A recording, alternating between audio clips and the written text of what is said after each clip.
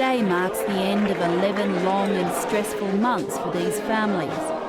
Their soldiers are finally coming home from Iraq. They've been expecting them ever since major combat was declared over in May, but the ongoing occupation of Iraq delayed their return. St. Louis Blues, Glenn Miller, there we go. It's not just families who are waiting. The local Vietnam veterans will be here to welcome home every plane. We'll be here 6 o'clock Sunday morning, and we're going to be here 8:30 that night, and we'll be here Monday morning at 6 o'clock, and then we'll be here Tuesday, Wednesday, and we'll be here Thursday morning, 1:30 in the morning.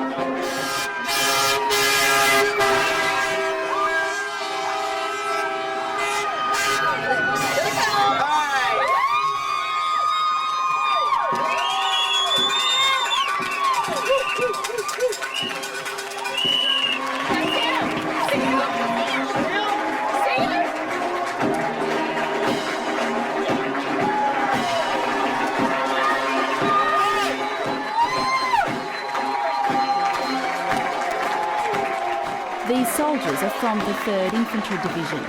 They're local and national heroes. Known as the 3rd ID, they were amongst the first to cross over into Iraq and led the victorious march into Baghdad. 44 soldiers from this division were killed in Iraq.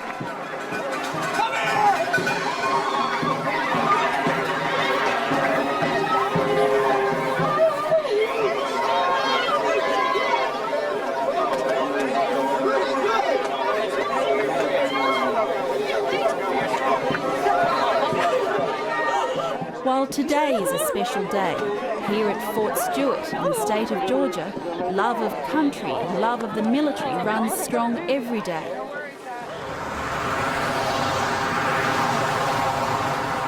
This is the heartland of American patriotism. More than 16,000 people from this town were sent to fight in Iraq. According to the editor of the local paper, it was a war the whole town was right behind. But as far as whether or not the war needed to happen and whether or not this was justified, there wasn't a whole lot of debate about it. Just not very much at all. It was I don't want to say it's unanimous, but it was an overwhelming majority of folks who figured, let's get this done and let's get it done right this time. But dissent did emerge here. When the return home date of the troops kept getting pushed back time and time again, a large group of soldiers' wives banded together and did the unthinkable. They publicly spoke out about the campaign in Iraq and demanded the troops, their husbands, be brought home. In July, they took their story to the local TV station. Granted, they are defending America, that they can just send them over there and fight and fight and fight, and they're human. They feel, they're emotionally drained. And so are they. While many endure the hardships of being a single parent, many of them are enduring the horror stories they are being told. He actually told me he has nothing else to give. He just really wants to come home with his family because the treatment and the things that he's had to endure over there is ridiculous. Our morale is not high or even low. Our morale is non-existent.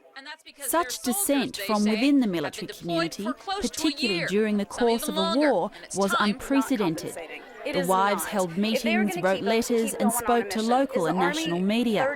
It was a shock to the town. So this level of outspokenness was pretty new, especially around here. Thank you. Kimberly Hernandez was one of the wives who spoke out.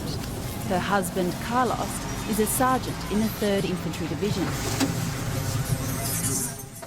Was it in Baghdad or in Fallujah where it was the day you were supposed to pack to come home that they told you you weren't? Baghdad. The very day that they were packing to come home, they said, you're going to stay. Sent them to Fallujah.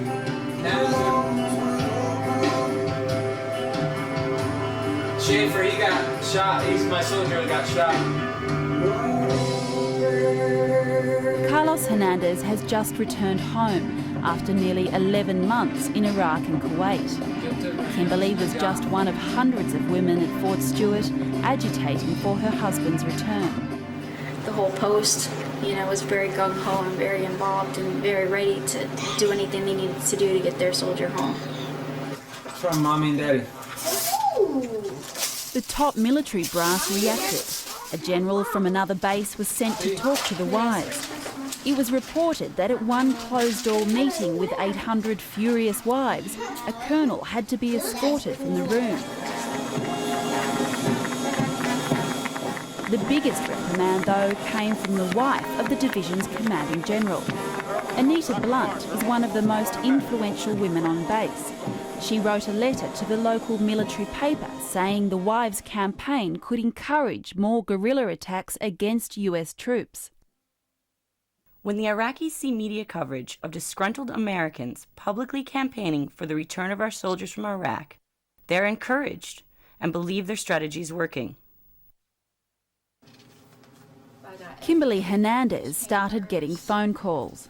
A lot of the calls that I was getting from people who were perceiving it in a negative way felt that if we were over here saying, we want our soldiers to come home, that the people in the Middle East would think that we're trying to get them all home, that we don't want them there, and they might try harder to target them to make them all leave, as before in the first Gulf War when they left.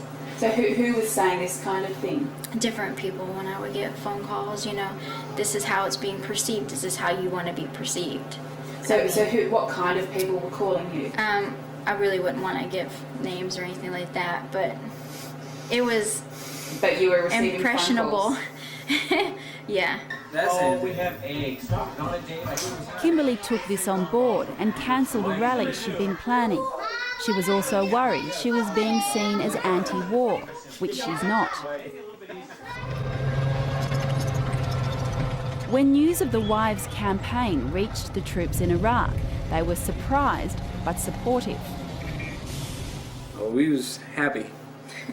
Because speaking out is something that we can't do. And there's no excuse for it. That we cannot, express our feelings in the military. You just can't. And most of the time when we did talk to the wives, you couldn't help it, but your feelings were expressed, on the situation. So basically the wives spoke out for the soldiers. For at least some of the troops, this was a time of low morale. It was when the expectation of a short, sharp victory as welcomed liberators gave way to the reality of an ongoing, dangerous occupation.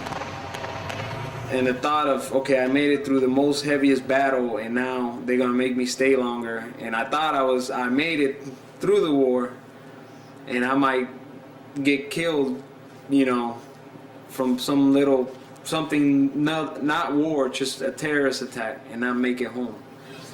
Ready to go home, sir. Ready to go home, sir. Morale may have been bad, but no one was prepared for the news America woke up to one morning in July. A group of 3rd ID soldiers effectively broke ranks on prime-time television and attacked those responsible for the war. If Donald Rumsfeld were sitting here at this table with us, what would you say to him? I don't know if I can really say that on camera. I'd ask him why we're still here. So I don't have any clue as to why we're still in Iraq. If Donald Rumsfeld was here, I'd ask him for his resignation. What was the reaction amongst the other soldiers when you saw that they had actually given these interviews? We was all... Wow.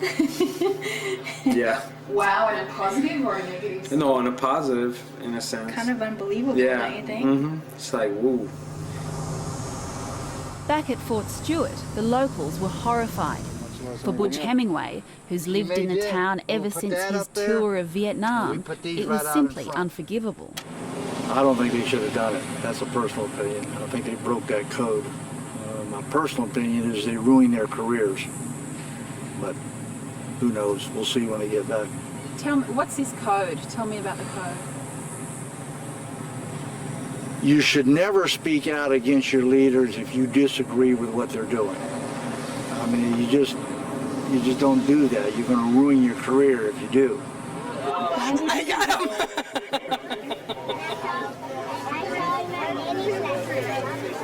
The tension in Fort Stewart has only been resolved by the return home of the soldiers. It had better be about a year or so before this community's asked to go back over there. I mean, it's been pretty much put through the ringer since March. So, you know, if the Pentagon decides that, you know, we need to send a 3rd Infantry back over, it better wait. It better wait a good year and a half to make that happen.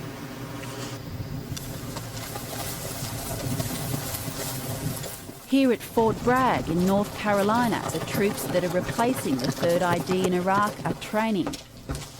Go off the street, get off the street. Show room, show room. Show room. All right.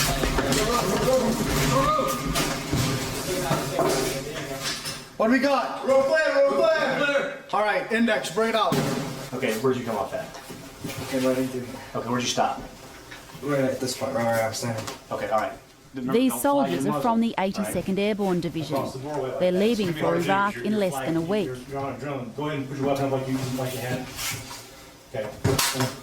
See what I'm saying? Correct, sir. Don't flag your muzzle. What you want to do? Today they're touching up on their urban warfare skills. You got a pie. Go ahead and pie around the corner. Just take a step. There you go. Boom. Okay. We do things the textbook way initially to show you exactly how it's done, but this is not textbook. Okay. Iraq is not going to be textbook. You can't. Sergeant say, White and well, around can I half tell you, his the other squad have only there, recently returned from the they war in had, Afghanistan. little problem Others, with like the clearing, Private the clearing Massett, issue are just because out of high school. one guy said, well, I thought it would be just like the They're river preparing here. to So enter shoulders, what's you now shoulder being down. called an insurgent That's a guerrilla situation where war. everything- Each room is its own little battleground. All right? Collapse your sector, deploy your security, everything will be fucking fine. All right? You screw around, stop paying attention, but lose your situational awareness, you're going to get shot. Okay? Or worse than that, you'll live and one of your buddies is going to get shot. Okay? Fort Bragg is one of the biggest military bases in America and has played a key role in George Bush's war on terror. That one's off to Iraq, is it? Yeah. Any C-17s like that that are leaving here are going to Iraq.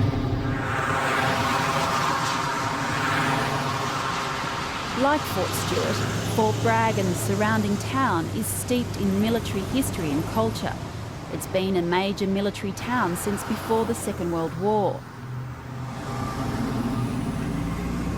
But just a few miles from where the troops are training, voices are being raised against the deployment, again from within the military.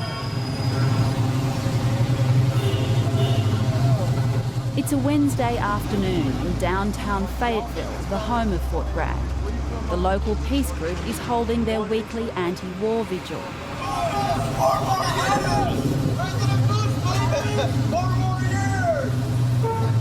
Bring him home! Lorraine Butner used to be in the military. She says the small numbers at the vigil do not reflect a lack of support. Do you think that there are many military families who feel the same way in this town? Yes, there are. There are very many others. But a lot of people are afraid to come out and say anything. And it can hurt them. It can hurt their career. It can, what the wife does can hurt the husband's career or vice versa. What they do and what they say has its effect. There's a strong belief in military circles that the behaviour of a spouse can directly affect a soldier's career. Conventional military wisdom says this woman is taking a risk even standing here. I read all that was on the website because I was looking for different things, different activities that were going on. Nevertheless, there are some wives of serving members of the military who are willing to speak publicly. I'm going to sit, you can sit right here. Pam Nolan's husband is a soldier currently deployed in Iraq. At the last election, Pam was a vocal supporter of George W. Bush, even joining the National Republican Women's Association. That's all changed now. Now, I completely distrust President Bush, and I was my kids can tell you, firm supporter, strong supporter of How many President people died in Bush. Iraq? He was like a 600 hero. or something, right? Mom, you remember that time when every time we said George Bush, he's screaming in Texas, he's screaming. I was like, yay, George Bush, yay! She was having her speech. Back in January, Pam was also a supporter of plans to invade Iraq. You know, I was buying into it. Before the war, most Americans, the majority of Americans were buying into it. We were concerned about weapons of mass destruction. We were concerned about, you know, Saddam supporting terrorism. We had the Al-Qaeda connection and all that. We were, you know, people were buying into it. So you thought it was a good idea to go to war? Right, because, you know, it's better, you know, do something before, you know, we get, you know, attacked. That was what we were led to believe, that if we didn't do something immediately, we were going to be, you know, wiped out. Pam no longer believes in the reasons given by the administration for going to war. She now suspects it was all about oil. This has led her to change her view about her husband's involvement in the war. When he joined the Army, you know, he and I both believed he would never be sent into combat unless it was for the purpose of defending our country. I don't see that now. Pam now thinks the US should hand authority over to the United Nations. She says her views are shared by many other spouses at Fort Bragg. I think it's very widespread, but I think that the wives are afraid or they feel intimidated about saying anything, and I did too. But she says there is a need to speak out. And our troops need our support. Our troops need us maybe also to support them in a way that other Americans think is unpatriotic, but they need us to support us, say, bring our troops home now. Let's bring our troops home. Let's get our guys out of there. I think that's supporting them a lot more because we're saying, you know, we don't want not one more soldier killed, not one more U.S. soldier killed, you know, for something that we don't believe is right. More and more military people are now speaking out. Last month, a national Bring Them Home Now campaign was launched in Fayetteville, Fort Bragg. My name is Aaron Bird, and I'm an Army brat. And my father is retired in the Army after 20 years. My sister's a first lieutenant in the Army in Germany right now. She's just gotten orders to go to Kuwait, and then I have uncles in the Air Force and uncles in the military. So like so many people, I have a lot of military in my family, and I love the military, and I thank the military for everything that it's done for me. And as we send our soldiers off to risk their lives, more of them, I want to ask America to reflect on the last 2 years of deceit and half-truths. It seems that the coalition of the willing was more willing to lie to the American people and the people of the world. Nearly everyone in this room is connected to the military in some way. The campaign is inspired in part by President Bush's Bring 'em On challenge when asked about attacks on US forces in Iraq. There are some who feel like that, you know, the conditions are such that they can attack us there. My answer is bring them on. Today, we want to talk about the 3 words of false bravado uttered by President Bush from a safe and secure location surrounded by armed guards that taunted those shooting at our loved ones. Those 3 words galvanized Military Families Speak Out, Veterans for Peace, and other veterans organizations to initiate the campaign we are launching today. George Bush said, bring them on. We say, bring them home now. Unlike the wives of Fort Stewart, they don't just want their troops home, they want all troops home. This is a decidedly anti-war movement. It's very difficult for me to speak these 3 words. My only child, without losing it. Anyway, I'm going to say it. My only child, Justin, was deployed on Fort Bragg on March 29th, 2003, and he's now stationed in northern Iraq and Samarra in the heart of the Sunni Triangle. He and the rest of his National Guard unit received a direct mortar attack. His office received a direct mortar attack a couple of weeks ago. He and the rest of his National Guard unit are under constant daily ambushes, under constant danger.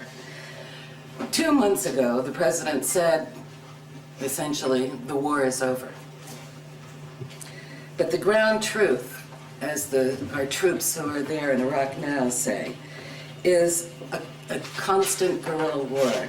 Daily chaos, a lack of planning, lack of basic supplies and equipment, lack of personnel. living conditions that grind our troops to exhaustion. How many of Bush's cabinet members have loved ones in the military in Iraq?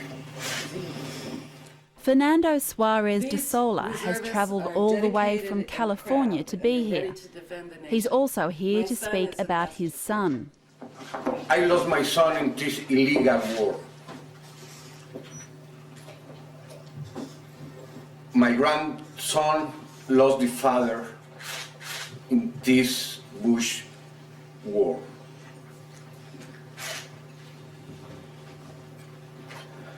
And I ask you, Mr. President, how many kids you need for over this illegal war? And I ask the American people, how many kids you need for your gasoline in your car? How many kids you need for finish this terrific situation? I lost my son, but there's a lot of sun in Iraq right now. And I want, and my wife want, everybody come back home right now. Thank you for working for the peace. Organisers say they have 1,000 signed up members around the country, with thousands more interested. Veteran Stan Goff is one of the driving forces behind the campaign. He says that once it became public, they were flooded with support. Like 2,000 emails in 24 hours. Overwhelmingly, I would say 70–80% of these emails are very, very supportive. And a lot of them are from people in military families who really want to be connected to some sort of an organization because they have some real concerns. Oh no, we gotta get the local in there. Stan Goff is retired from a long career in the military.